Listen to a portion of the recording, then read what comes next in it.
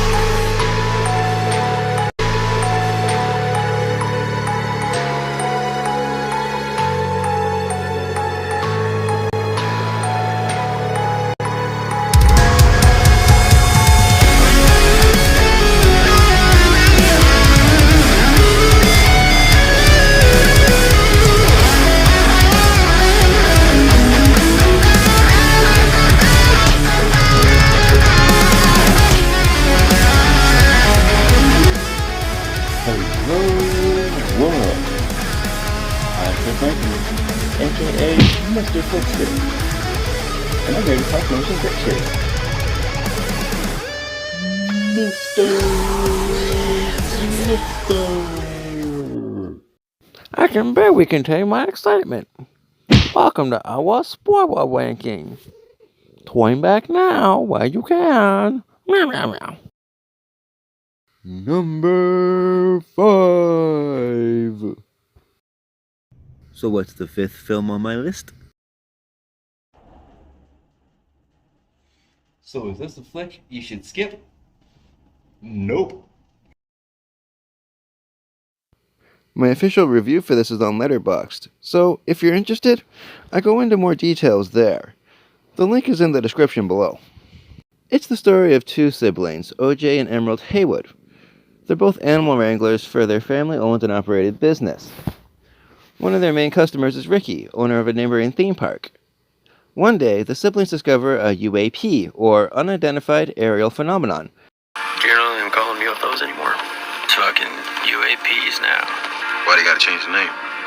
No one knows what the fuck a UAP is. So, they make it their mission to capture it on film while it's hovering over their isolated farm.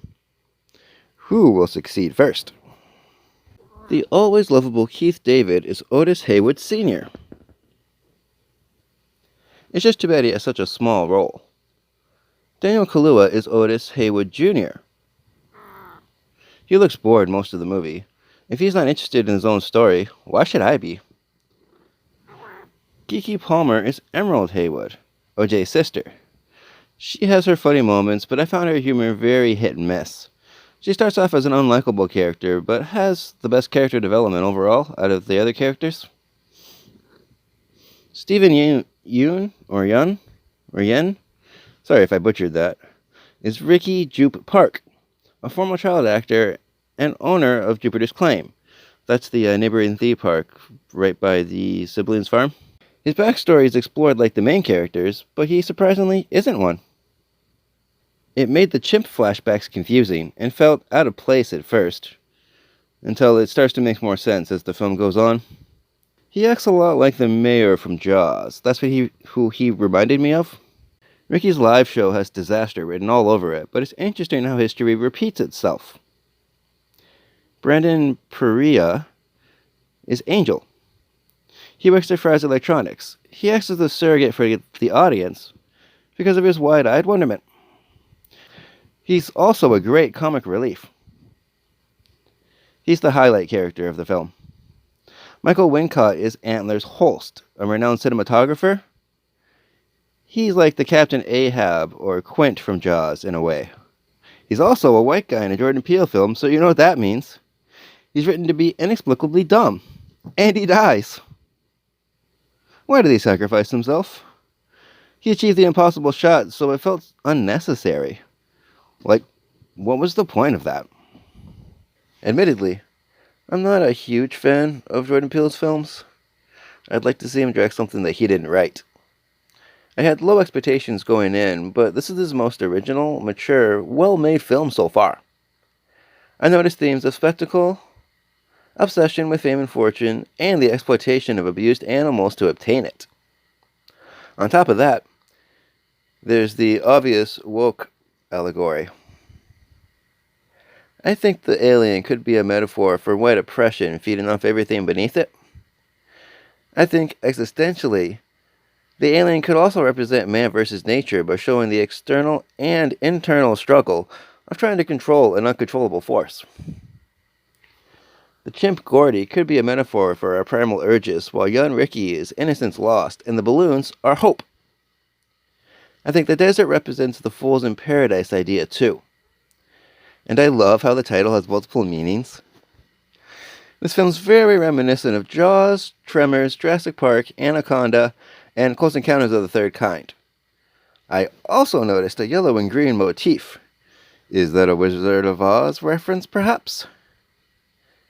I recommend this creature feature if you like those. Despite its flaws, it's a fun horror adventure full of wonder. My official grade for Nope is large popcorn.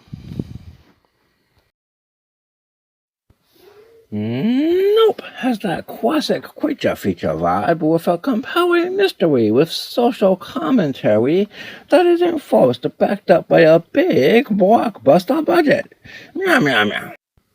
How wonderful, darling.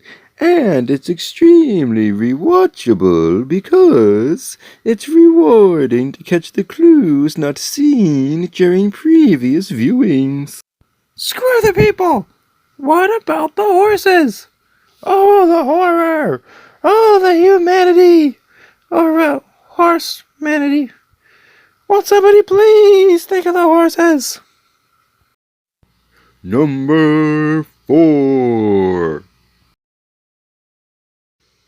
The fourth pick on my list is Barbarian.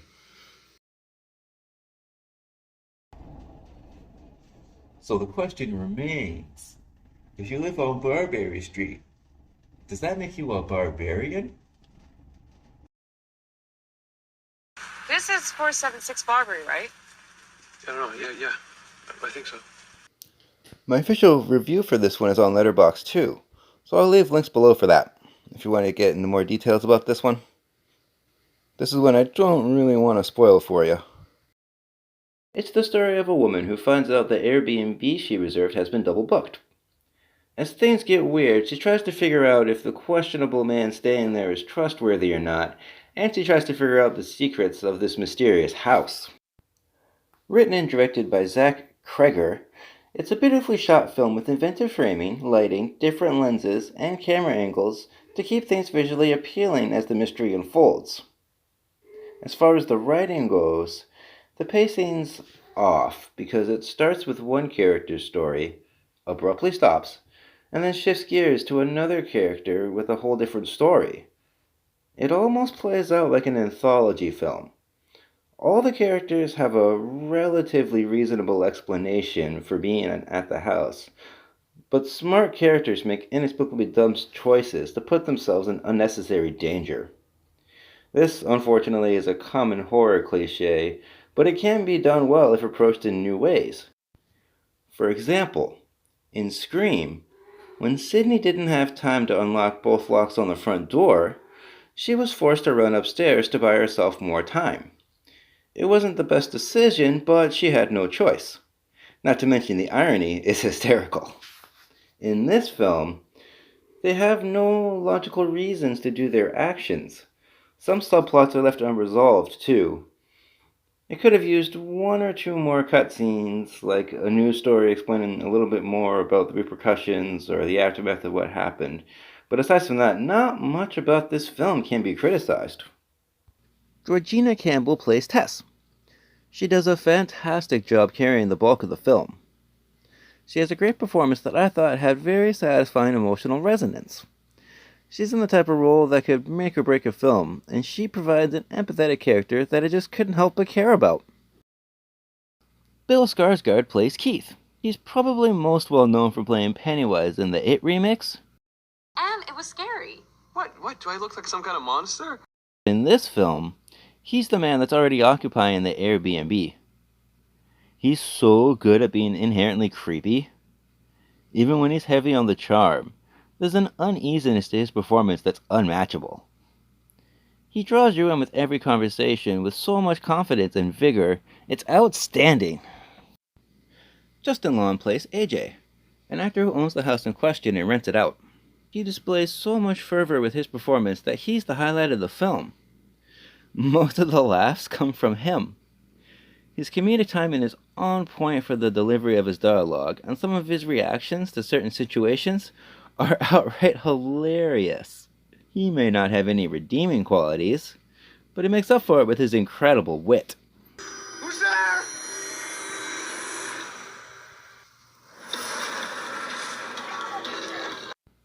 Richard Brake plays Frank. He has such a commanding presence, it's always a joy to see him on screen.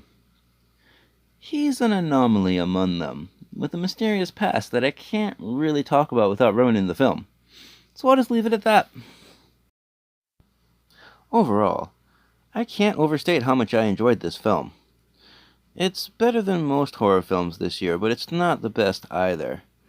I wasn't sure what it was about until the end, and I kinda liked that I didn't know where it was going. What a weird stopping point, too. Sudden stops usually irk me, especially if there's no closure, but it's nice to get some original content after all the sequels and remakes that we've been getting lately. It has good practical effects makeup and good gore effects, too. The gore in this is so brutal. The truth reveals a dark, horrific backstory without going into too many details. The film takes its time getting into the violence, but when it delivers, it's done in unbelievable ways that I thought were very impressive. It's too bad the payoff was lacking in the finale. That's the most frustrating thing about this film. It starts off strong, but ends with a whimper. It just felt so underwhelming.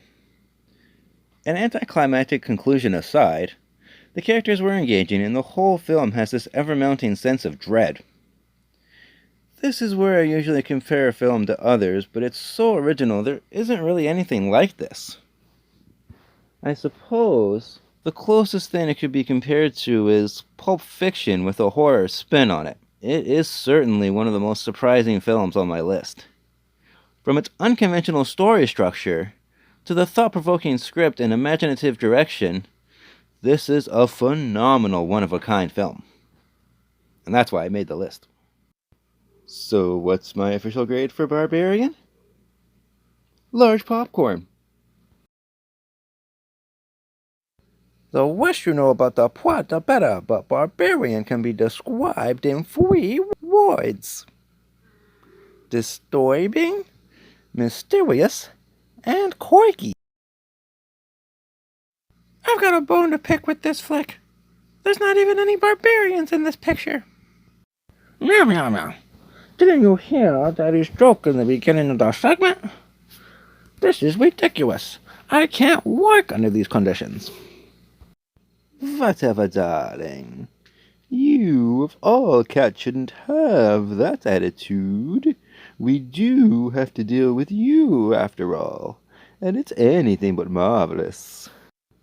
That makes you the barbarian, Madame Matinee.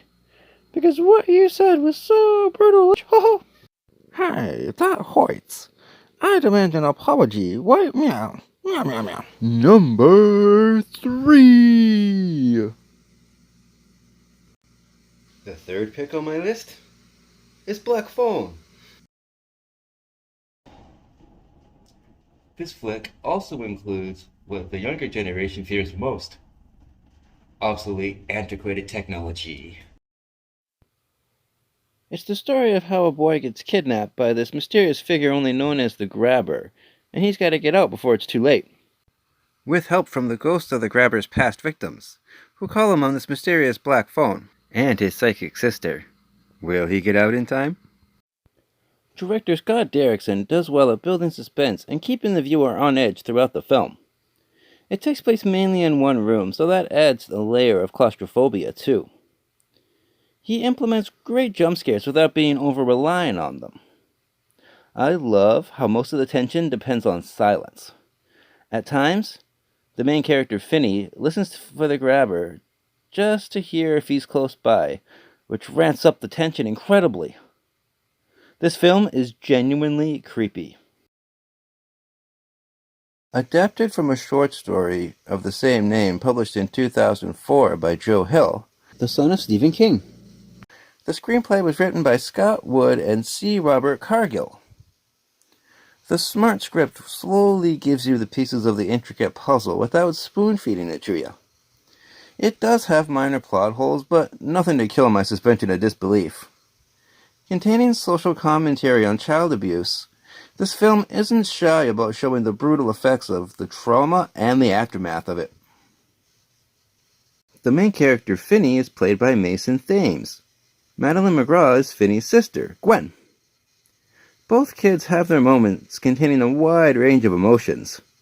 The way the psychology of their characters is displayed explains their reasoning perfectly. Their performances amazingly capture all of this.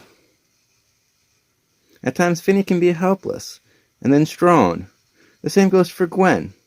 Sometimes, she's paralyzed and crippled with fear, and other times, she's the bravest character in the movie. You gotta admire when characters have story arcs like that. Ethan Hawke is amazing as the villain. It's nice to see him in roles like this, and he steals the show while doing it. It's so commendable how he hardly shows his face in this. This face? And it makes the film even creepier. That mask alone is iconic nightmare fuel, but the madness behind the mask is even scarier. Another aspect that makes this so suspenseful is all of the violence and all of the possible child abuse and everything like that is all done off screen. So there's little subtle touches that Ethan Hawke adds to this performance that just makes your skin crawl. If you weren't gonna feed me, why'd you even come down here? Just to look at you. I just wanted to look at you. I've seen this film a few times now, and it's the kind of film where each repeat viewing, I notice a minuscule detail that I didn't see before. So I highly recommend this one for horror fans. My official grade for Black Phone is an extra large popcorn.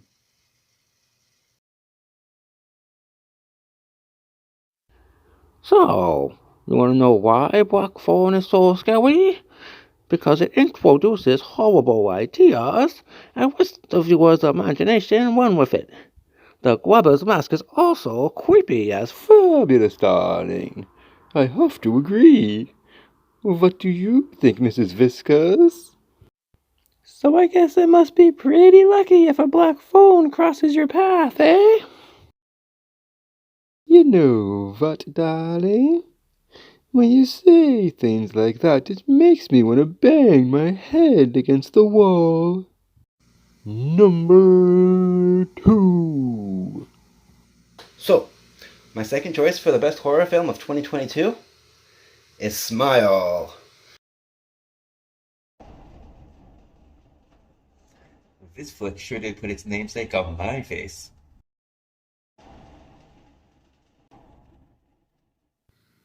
So I reviewed this one for HorrorBuzz.com.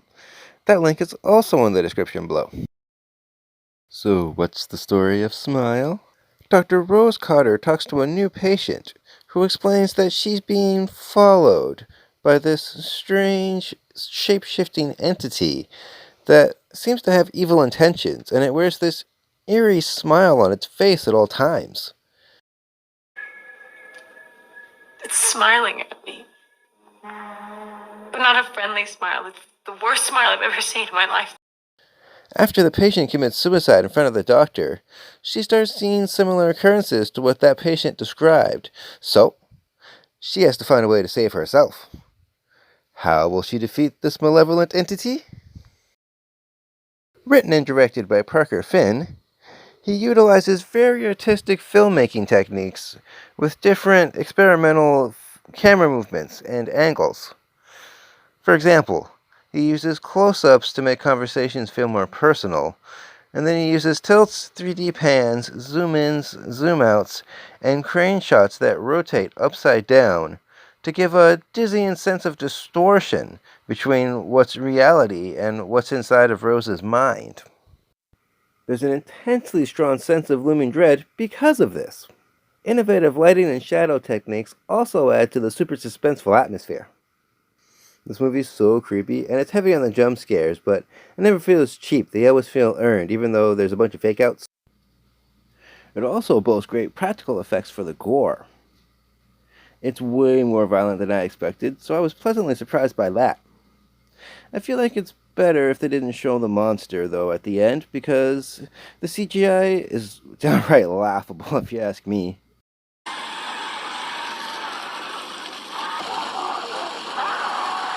It's written in a way so the characters are well-rounded for the most part, except for a few side characters that didn't end up mattering toward the end, but they do feel like real people having actual discussions, reacting naturally to different situations, so that's always a plus.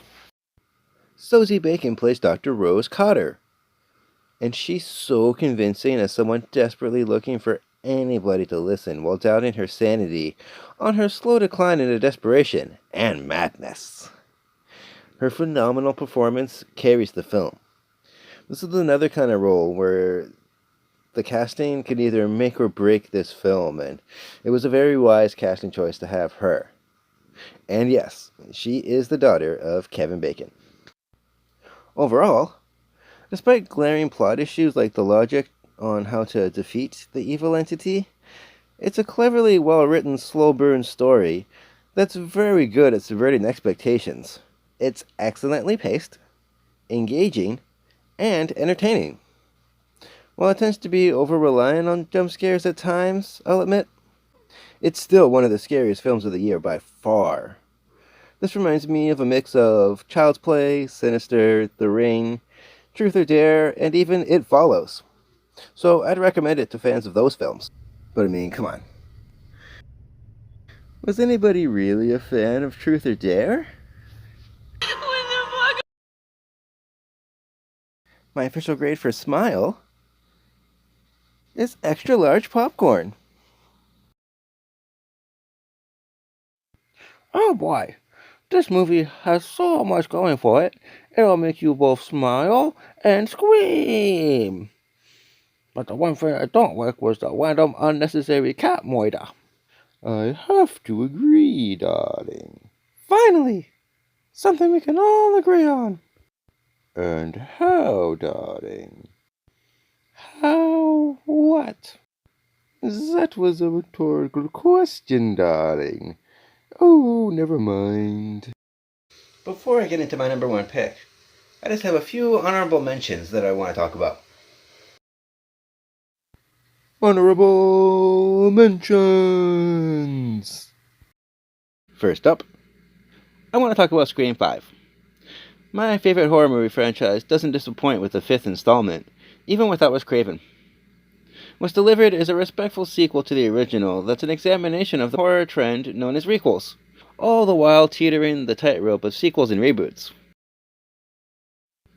So, some of the things I liked about it was the way they play with the murder mystery aspect. That's so important for these films. The balance of horror and humor is also fantastic. Sure, it's not the best film like the original, nor is it the worst. That's Scream 6, in my opinion. But, see, the thing is, the original doesn't rely on gimmicks, And it was also great at the murder mystery aspect, but it did it without cheating. For example, like in the hospital scene when Amber killed Dewey, having a 6-foot stuntman stand in for the killer no matter how tall she is kind of like how they did in 2 and 4. There's no way Amber did that to Dewey, and that does take me out of the experience. Some people will say people don't care, but I do.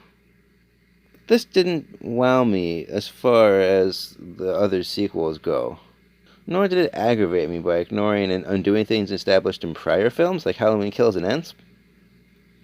It does acknowledge all its predecessors, and that's cool. It just doesn't bring any new ideas to the table. But I still think this is better than Scream 6. I mean, that one actually did aggravate me. But yeah, I guess you could say my biggest problem with this movie is it doesn't feel original enough. By that I mean, it presents everything that we've seen before. There's not really anything new. It's just old things done in different ways. I also don't like the Sam Carpenter character, or the actress that plays her. If you want to hear more about Scream 5, I did a whole video about it with my sister. I'll put a link for that below in the description too. And remember, I'll always prefer a Scream sequel over the Babadook. And Halloween Kills and Ends. My next honorable mention is Prey. It's the story of a young female Comanche warrior who hunts a predator in the 18th century. I think having it be a period piece was a very smart decision. The wilderness is beautifully shot, and the costume design is simply gorgeous. A lot of the set designs, too, are also very fabulously done. All the advancements in CGI make the Predator look his best here. It's well established that if Predator doesn't see you as a threat, then he won't attack you. And I like how they play with that in this film. I like the fights between the Predator versus the different carnivorous animals, how he works his way up the food chain and claims a trophy from each one. And that fight between the Predator and the bear leads up to his big reveal, and it is spectacular. That first battle between the warriors from the Comanche tribe and the Predator certainly shows off his brutality. And is he ever brutal. And the skull mask is also a nice addition in my opinion. I love that fight in the fog against the Comanche tribe versus the French trappers versus the Predator, because it's an impressive example of his abilities. I also like how it shows 3 different styles of hunting, and how to go about implementing them in different ways. It's so fascinating and satisfying to see characters grow and develop and use their tactics and watch them evolve to adapt to different scenarios. Imagine that! A character who learns stuff in a horror movie as she goes along. For example, the way she uses the Predator's technology against him in the end is so smart. And I love movies that have poetic justice like that. The continuity for the weapons is incredible. I got so giddy when I see familiar weapons from past films and new stuff for this film. Wow! On top of that, the film is led by Amber Midthunder, and she's so good at conveying different emotions with little to no words. Throughout the entire film, we can see her frustration, and we can see her evolving and learning, and just by different little subtle details that she makes with either her eyes, or just the way she twists her nose, or the way she purses her lips, or just the way she looks around, anything, just those little details on the face are astounding to me. What a great casting choice. When she fights the settlers to free her dog, it shows off her abilities too. Speaking of words, I love how they quoted the original Predator film when they said, "If it bleeds, we can kill it." And I like the gun reference from part 2. That was a nice callback. I thought the way they did the unmasking was pretty clever. I like the look of the new Predator. The final showdown is a thrilling, epic conclusion. This film is way better than the last few installments, including the abysmal AVP films, especially that second one. So, for all those reasons, is why it's on the list of honorable mentions. Next up is Terrifier 2. My official review for this one is on Letterboxd too, so I'll leave links below for that. A bigger budget from a higher production value isn't the only welcome addition. One thing this film vastly improves on from the first one is this one has an actual plot with fully developed, interesting characters too. And you know what? I'd even go as far as saying that this film does everything a good sequel should do. It continues the story already established, expands the world of the characters, adds new elements of intrigue, improves on the last film's mistakes, and, most importantly, gives me more of what I loved from the original without feeling repetitious.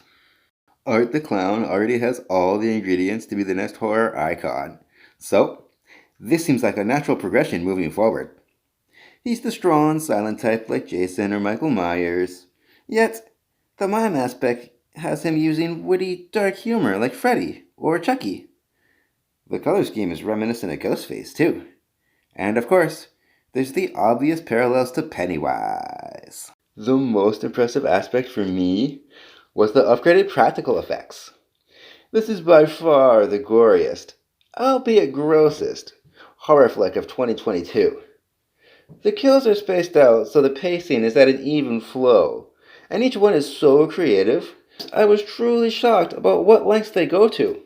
Words like gruesome, grisly, horrid, or heinous aren't strong enough words to describe the chaos of the killer clown. If I had one complaint about this film, is it's way too damn long. Doesn't need to be 2.5 hours. Okay, so I feel like I have to include a trigger warning because I know different people react to certain situations differently, and this film depicts gratuitously graphic violence against animals. More specifically, a cute little possum. Poor thing. The third act is really where things fall apart. Many ideas are introduced, but not fully fleshed out to explain the significance of even including them in the film at all. For example, what's with the sword? What's the deal with the little clown girl? Could that end credit scene be any more confusing? So, because of this, it doesn't really have that rewatchability factor, and that's why it didn't make the cut. I can't overstate how much this film isn't for everyone, but I do highly recommend this deeply disturbing, horrifying sequel to hardcore fans of the genre. Or, should I say, terrifying sequel? Number 1. And now, my number 1 pick for the best horror film of 2022 is X. Now that's what I call X Factor. Hey, everyone with a pulse is gonna lust after a piece of Maxine Minx. You know why? Why? Because you got that X Factor. Fucking A-Rap. This is probably no surprise if you've been following my channel. I also did a video about this last year, so if you haven't seen that, or if you're new, please check that out if you want to know more about this. Written and directed by Ty West, this is the slasher flick all about filmmaking. Sort of. Let's see one goddamn fucked up horror bitch. In Texas in 1979, a handful of people rented an isolated farmhouse to secretly shoot an adult film. This premise sounds like every generic 70s and 80s slasher, right? Think again. This is a slow burn slasher done right, by taking its time to build characters. I actually cared when they died. The great use of suspense and surprise provides very intense horror elements. The complexity stems from the plot so naturally, it never feels exhaustive. I enjoyed the callbacks to Texas Chainsaw Massacre, Friday the 13th, Scream, and even Psycho. The story can't just change midway through. While it does take its time to get going, but it's so worth the wait when it does, there's smart social commentary that elevates it too. The title has multiple meanings, which is a huge perk. I love when they do stuff like that. I've made comparisons to other films, yet so much separates this from the standard generic slashers, because it doesn't solely rely on blood and guts or nudity. While paying homage to many other movies, this is very much a truly original film. Case in point, A24 isn't really known for slashers, so that alone makes it unique. Also, Pearl had been filmed back-to-back with this film, and Maxine should start filming soon, last I heard, at the time of this recording. So, A24 isn't really known for their franchises. That shows how much confidence they have in this. My official grade for X is an extra, extra, extra large popcorn. I really recommend you give this slasher about a girl named Poyle a whirl, but this flick has stolen my innocence. My virgin eyes and ears will never be the same. Nyah. These people in this character-driven story are just dying to give you a good time, and this extravagant, exemplary example of a slasher masterpiece. Pearl is such a wonderful slasher villain, darling. You could say she's a gem worthy of the name. So those are my picks for the best horror flicks of 2022. Do you agree with my list? Please leave comments below. He's out of his fucking mind, Joel. Thank you very much for watching. Please like and subscribe if you enjoyed what you saw. Meow, meow, meow, meow. Did you know that I'm a film critic for HorrorBuzz.com? You can read my reviews on their website, and I make frequent appearances on their YouTube channel, HorrorBuzz Live, so I'll leave links below for that too. You should check it out when you get a chance.